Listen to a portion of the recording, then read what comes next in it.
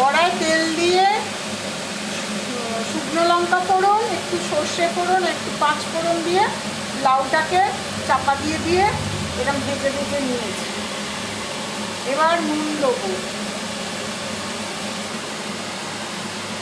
সামান্য হলুদ, একটু কাঁচা লঙ্কা কুচি, একটু ধনে পাতা কুচি।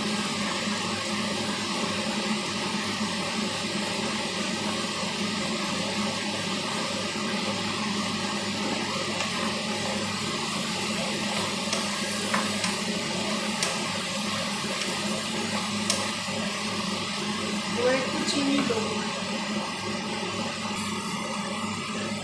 1 চামচ চিনি দিলাম, আর একটু দিলাম।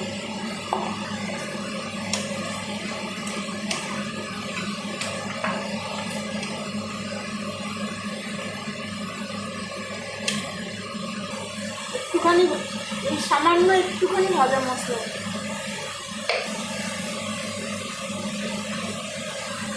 সামান্য এইটুকু দিয়ে দিলাম।